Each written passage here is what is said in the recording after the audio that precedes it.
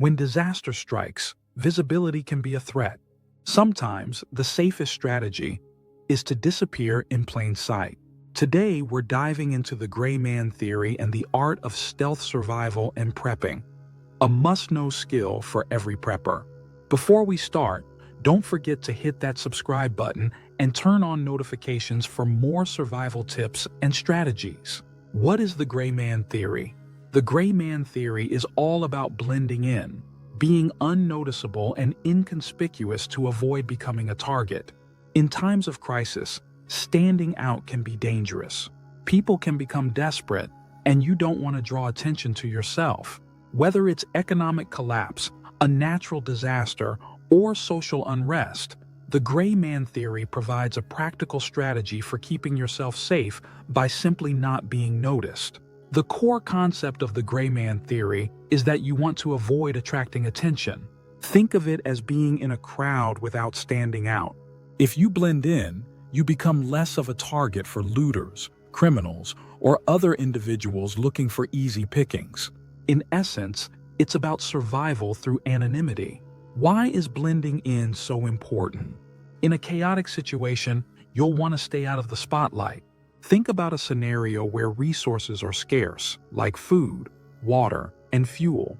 Those who stand out, whether they're wearing bright colors, tactical gear, or expensive-looking clothes, will attract attention. In such a situation, your goal is not to look like you have something to steal. The gray man theory helps you do just that. It's about reducing your profile. If you're in a large crowd or an area with heightened tension, you don't want to be remembered. Standing out can make you a prime target for anyone who needs food, water, or supplies, whether it's lawless individuals or people simply trying to survive. The more you blend in, the less likely you are to be noticed or remembered. How to dress and act like a gray man. One of the easiest ways to avoid standing out is by dressing to blend in. Clothing and appearance are key when practicing the gray man theory. The goal is to look unremarkable. You don't want to be wearing bright, attention-grabbing colors or logos that scream, "I'm prepared."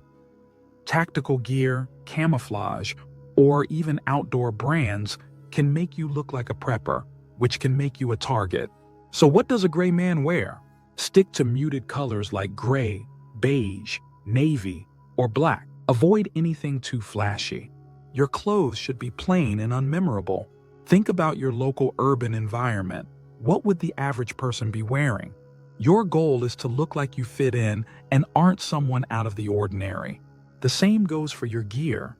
A tactical backpack with MOLLE straps, a flashlight, or a huge knife are all dead giveaways that you're someone who is prepared for a crisis. Instead, go for a plain, simple bag. Don't carry something that screams survivalist. A regular backpack or duffel bag will do just fine. Even your footwear should be practical, comfortable yet nondescript. How to move and behave like a gray man. Your behavior is just as important as your appearance. You want to move through crowds or spaces without attracting attention. How you carry yourself can influence how people perceive you in a crisis. A gray man stays calm, purposeful, and unhurried. They don't rush, don't fidget, and don't make a scene. For example, if you're in a crowd, try to maintain a low profile. Don't make eye contact with people too much.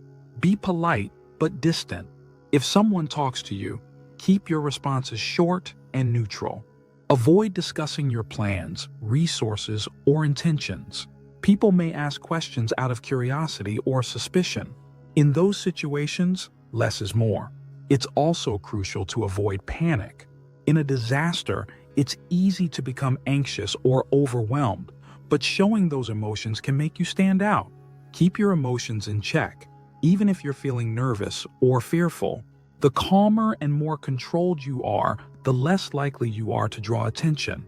The gray man's survival gear. Even as a gray man, you still need survival gear, but it's crucial to keep it low-key. The key is to carry what you need without making it obvious that you're prepared for a crisis. Here are a few examples of gray man survival gear that fits in without raising any eyebrows. First, your water bottle. Instead of a flashy, military-style hydration pack, go for a simple stainless steel or plastic water bottle. It doesn't look like a survival item, so no one will pay it much attention. The same principle applies to your food. Don't carry a massive survival ration bar or expensive-looking prepper snacks. Instead, stick to something basic, like a protein bar or trail mix. Next, consider your first aid kit. You don't need to carry a giant professional-level kit that looks like you're planning for long-term survival. Instead, opt for a compact, everyday carry (EDC) first aid kit with essentials like bandages, antiseptic wipes, and basic pain relievers. This makes it much less likely that anyone will notice you're carrying anything out of the ordinary. Tools are another important aspect of survival, but again, they should be compact and inconspicuous. A small multi-tool with a knife, pliers, and screwdrivers works well, but avoid anything too large or intimidating. A keychain flashlight or pin light is a great option. They're practical and won't raise suspicion. Stealth in action during a crisis. In a real-world scenario, being a gray man means knowing when to move, where to move, and how to move. High-traffic areas like large supermarkets, gas stations, or refugee camps should be avoided, especially during the early stages of a crisis. These places can quickly turn chaotic, and you don't want to be stuck in the middle of a crowd. Instead, take alternate routes, side streets, alleys, or quieter areas. In cities, use the subway or public transport instead of walking the main streets. The idea is to stay out of sight and reduce your exposure. During a crisis, you want to keep a low profile and avoid conflict. If you're approached by strangers, don't make waves. Keep your answers brief and don't give away any personal information. If you're asked about your plans or supplies, keep it vague.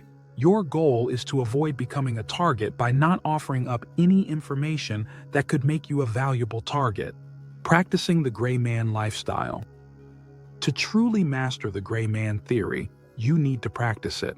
In everyday life, start practicing being less noticeable. When you're in public, observe people and try to move through crowds without drawing attention to yourself. You can even practice your nonverbal communication by avoiding excessive eye contact or body language that might make you stand out. As a prepper, make sure your gear and supplies fit the gray man mentality.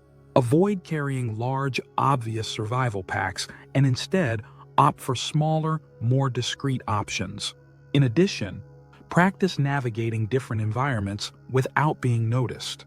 Whether it's walking through a crowd, driving through the city, or navigating a wilderness area, you need to be able to move stealthily and unassumingly. Why the gray man theory matters. In times of crisis, survival isn't just about having the right gear, it's about having the right mindset and strategy. The gray man theory is an essential part of your prepper toolkit because it allows you to navigate dangerous situations without drawing attention to yourself.